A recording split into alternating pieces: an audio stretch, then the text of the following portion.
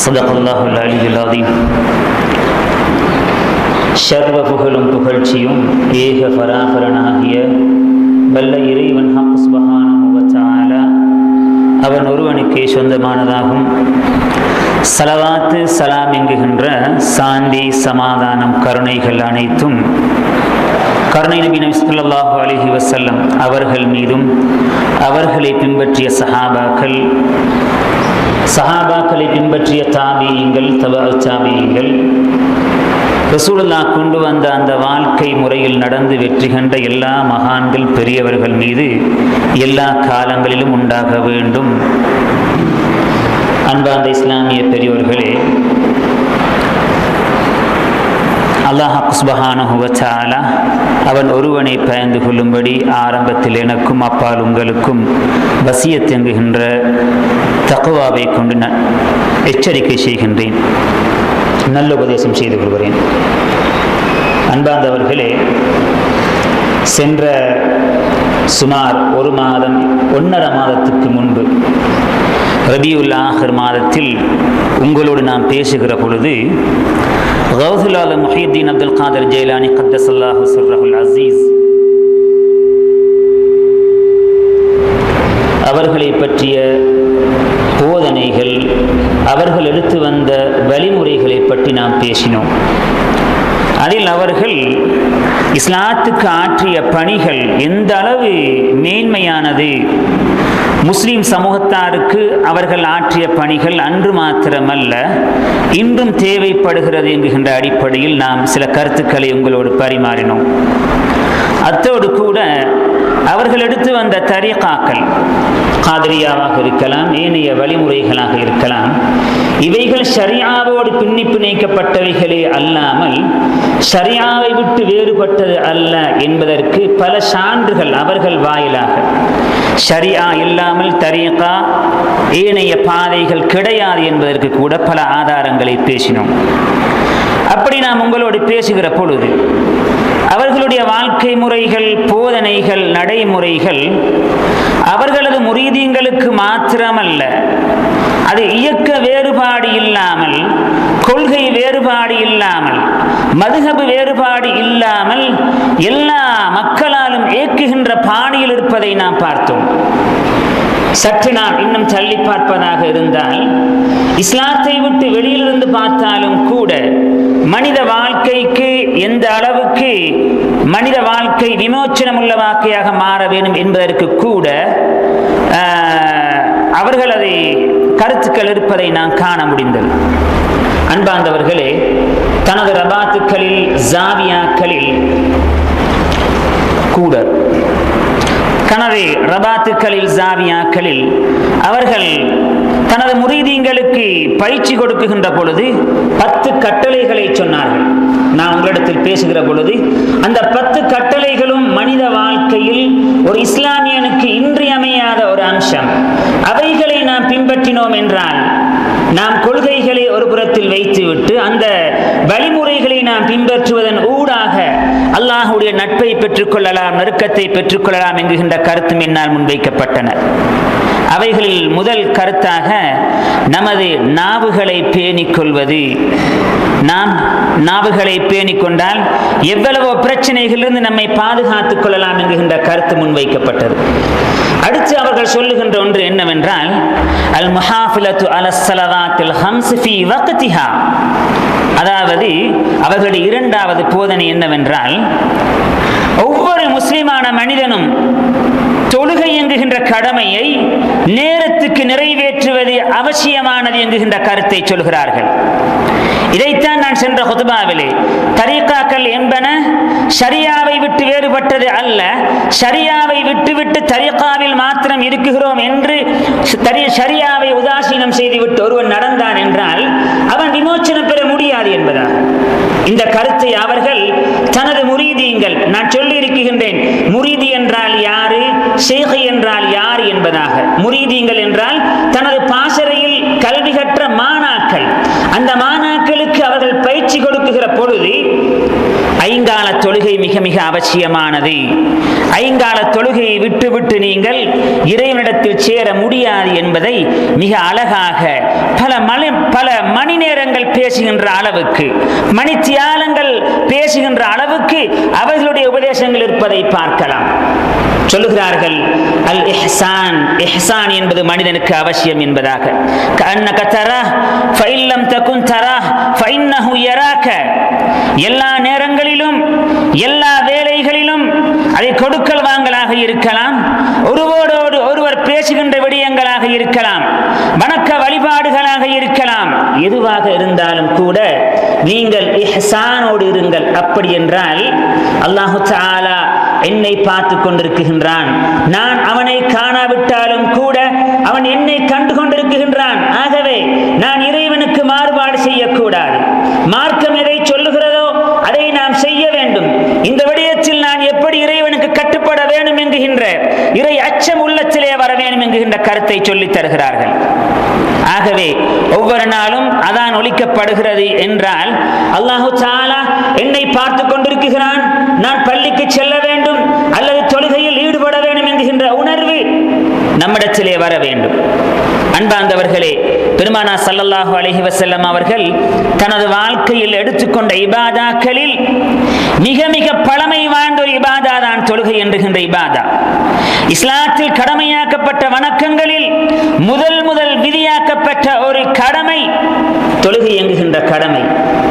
ரசூலே அக்ரம் ஸல்லல்லாஹு அலைஹி வஸல்லம் அவர்கள் மதீனாவுக்கு ஹிஜ்ரத் வருகிறார்கள்.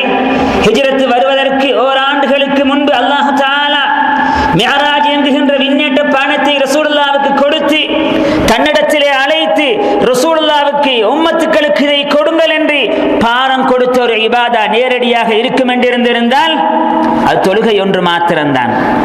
நாயகம் ஸல்லல்லாஹு அலைஹி வஸல்லம் அவர்கள் தொழுகை கடமையாக ஆக்கப்படுவதற்கு முன்பிலிருந்து, மிஅராஜுக்கு முன்பிலிருந்து ரசூலுல்லாஹ் அன்றாடம் தஹஜ்ஜுத் தொழுகையை 2 ரக்காவை தனக்காக எடுத்து வந்தார்கள். எல்லா நபிமார்களும் தொழுகையை தொழுதிருக்கின்றார்கள். அது 5 வக்து இல்லாவிட்டாலும் கூட வெவ்வேறுபட்ட நேரங்களில் நபிமார்கள் தொழுதிருப்பதை வரலாற்றிலே ஹதீஸின் மூலமாக காண முடியும்.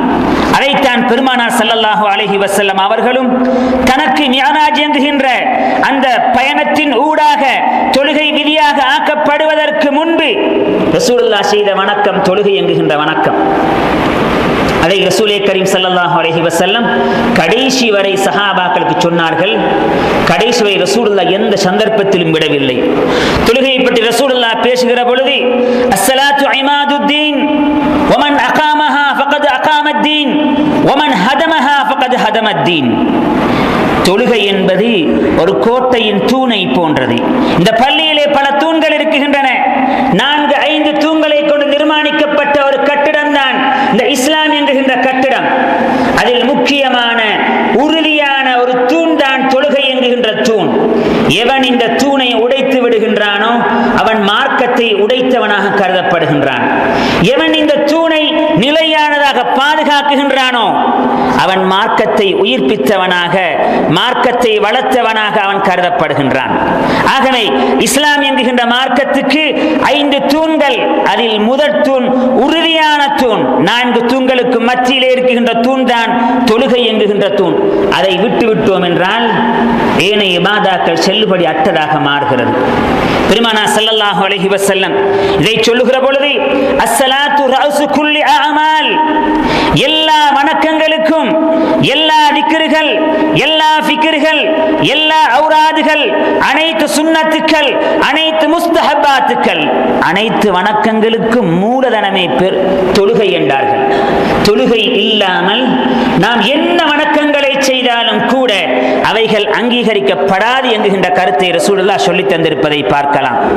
நாம் எல்லோருமே நாளை மறுமையிலே அல்லாஹ்விடத்திலே வெற்றி பெற்ற மக்களாக, அல்லாஹ்விடத்தில் நெருக்கத்தை பெற்ற மக்களாக, நாளை மறுமையிலே தாருல் கரார் என்கின்ற சொர்க்கத்திலே ரசூலே கரீம் ஸல்லல்லாஹு அலைஹி வஸல்லம் அவர்களோடு அமர்ந்திருக்க வேண்டும் என்பதை விரும்புவர்கள் இங்கு அமர்ந்திருக்கின்றோம். அந்த சொர்க்கத்துக்குள் செல்ல வேண்டும் என்றால் ரசூலுல்லாஹ் சொன்னது அஸ்ஸலா மிஃப்தாஹுல் ஜன்னah, சொர்க்கத்தின் திறவுகோலே உங்களுக்கு தொழுகைதான், தொழுகை இல்லாமல் சொர்க்கத்துக்குள் செல்ல முடியாது என்றார்கள் ரசூலே கரீம் ஸல்லல்லாஹு அலைஹி வஸல்லம்.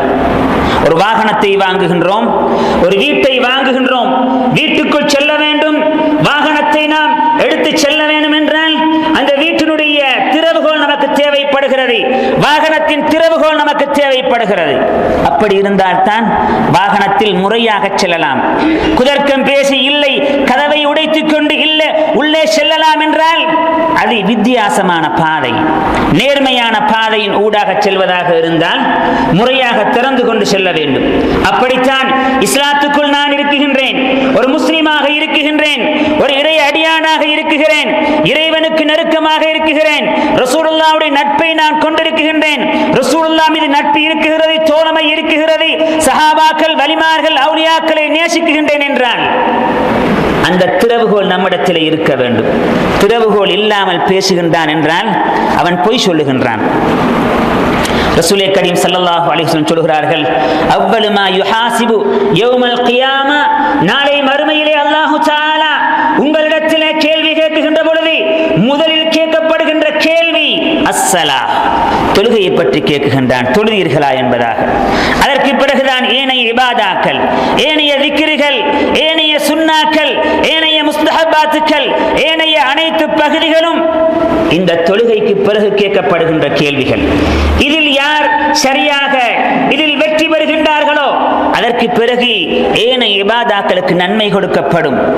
இதில் ஒருவன் ஃபெயில் ஆகிவிட்டான் என்றால், இதில் ஒருவன் தோற்றுவிட்டான் என்றால் ஏனைய இபாதாக்கள் தோற்றுவிடும் என்றார்கள் பெருமானார் ஸல்லல்லாஹு அலைஹி வஸல்லம் அவர்கள். மௌலானா ரூமி ரஹ்மத்துல்லாஹி தஆலா அலைஹி அவர்கள் தனது மஸ்னவி ஷரீஃபிலே ஆன்மீக பாதையிலே அழகான ஒரு கருத்தை சொல்கிறார்கள். ஆன்மீக பாதையில் ஒரு அடியான் இறைவனை நெருங்குகின்ற பொழுது முதற்தரமாக இறைவன் தனக்கு விதியாக்கிய கடமைகளை எடுத்துக்கொள்ள வேண்டும். அப்படி எடுக்குகின்ற பட்சத்தில், அதை விடுகின்ற பட்சத்தில் ஒருவனுக்கு இறைவனால் நெருங்க முடியாது. அதன் ஊடாகத்தான் அல்லாஹ்விடத்தில் செல்ல வேண்டும் என்பதாக மௌலானா ரூமி ரஹ்மத்துல்லாஹி தஆலா அலைஹி சொல்கிறார்கள். அதற்கு ஒரு உதாரணத்தை சொல்கிறார்கள். ஒரு அரசன் ஒரு மந்திரியை அழைத்து சொல்லுகின்றான், நீங்கள் இந்த ஊருக்கு செல்ல வேண்டும், அந்த ஊரிலே இப்படியான பணிகள் இருக்குகின்றன, மக்களுக்கு என்று சில தேவைகள் இருக்குகின்றன, அவைகளை நிறைவேற்றி விட்டு வாருங்கள் என்று மன்னன் மந்திரியை கட்டளையிடுகின்றான். கட்டளை ஏற்ற மந்திரி அந்த ஊருக்கு வந்து அரசன் சொன்ன கட்டளையை செய்யாமல் ஏனைய விடயங்களை செய்கின்றான். அரசனுடைய கட்டளைக்கு அடிபணியாமல் ஏனைய எத்தனையோ நல்ல விடயங்களை செய்துவிட்டு அரசனிடத்தில் சென்றால் அரசன் தண்டிப்பதில் அர்த்தம் இருக்குகிறதா இல்லையா என கேட்கிறார்கள். உதாரணமாக ஒரு அரசன் அனுப்புகின்றான் மந்திரியை, இந்த ஊருக்கு செல்லுங்கள், அங்கு சென்று ஒரு பாடசாலையை நிர்மாணிக்க வேண்டும், அதை நிர்மாணித்து விட்டு வாருங்கள் என கட்டளையிடுகின்றான் மன்னன் மந்திரியிடத்திலே. மந்திரி பாடசாலையை கட்டாமல் செப்பனிடாமல் அங்கிருக்கின்ற பாதைகளை செப்பனிடுகின்றான், அங்கிருக்கின்ற காடுகளை தூய்மை செய்கின்றான், அங்கு கிணறுகள் வெட்டப்படுகின்றன. அதற்கு பிறகு மன்னிடத்தில் சென்று, மன்னா, நீங்கள் சொன்ன விடயத்தை செய்யவில்லை, ஆனால் மக்களுக்கு தேவையான ஏனைய வேறு விடயங்களை செய்திருக்கின்றேன் என்றால் மன்னனுக்கு கோபம் வருவதில் அர்த்தம் இருக்குகிறதா இல்லையா என கேட்குகிறார்கள். உண்மையிலே அர்த்தம் இருக்குகிறது. ஏனென்றால் மன்னனுக்கு அவன் கட்டுப்படவில்லை. அதே நேரத்தில் பாடசாலையும் கட்டிவிட்டு அங்கு பாடசாலைக்கு செல்லுகின்ற பாதைகளையும் செப்பனிட்டு விட்டு அங்கிருக்கின்ற மக்களுக்கு குடிநீர் வசதி தேவைப்படுகிறது, அதையும் செய்துவிட்டு, மன்னா உமது வேலையும் செய்திருக்கின்றேன், ஏனைய விடயங்களையும் செய்திருக்கின்றேன் என்றால் மன்னன் மகிழ்ச்சி கொள்வானா இல்லையா? அதே போன்றுதான் நாளை மறுமையிலே அல்லாஹ் சுப்ஹானஹு வ தஆலா நம்மை பார்த்து, நாம் உமக்கு இட்ட கட்டளையை செய்தீரா என்று அல்லாஹ் முதலிலே கேட்கின்றான். அந்த கட்டளையை செய்திருந்தால் பின்வருகின்ற ஏனைய இபாதாக்கள், ஏனைய ஔராதுகள், ஏனைய வழிமுறைகள், ஏனைய உயர்ந்த நடைமுறைகளுக்கு அல்லாஹ்விடத்திலே நன்மை கிடைக்கும். ஆனால் இறைவனுக்கு அவன் வழிபடாமல், இறைவன் சொன்ன கட்டளைகளுக்கு அவன் அதற்கு தலை வணங்காமல் ஏனைய விடயங்களை சென்று, அல்லாஹ்வே நான் இதை செய்யவில்லை, அதை செய்திருக்கின்றேன், இப்படி செய்திருக்கின்றேன் என்றால் அல்லாஹ் தம்மை தண்டிப்பதில் அர்த்தம் இருக்குகிறதா இல்லையா என மௌலானா ரூமி ரஹ்மத்துல்லாஹி தஆலா அலைஹி அவர்கள் மஸ்னவி ஷரீஃபிலே பேசுகிறார்கள். அன்பார்ந்தவர்களே, நாம் எல்லோரும் முஃமினீங்கள், முஸ்லிமீங்கள். நாம் எல்லோரும் விரும்புவது அல்லாஹ்விடத்திலே வெற்றியுள்ள மக்களாக இருப்பதற்குத்தான். அல்லாஹ் குர்ஆனிலே யாரை பார்த்து வெற்றியுள்ள மக்கள் என சொல்லுகின்றான்? எந்த மக்களை பார்த்து இறைவன் நீங்கள் வெற்றி பெற்றவர்கள்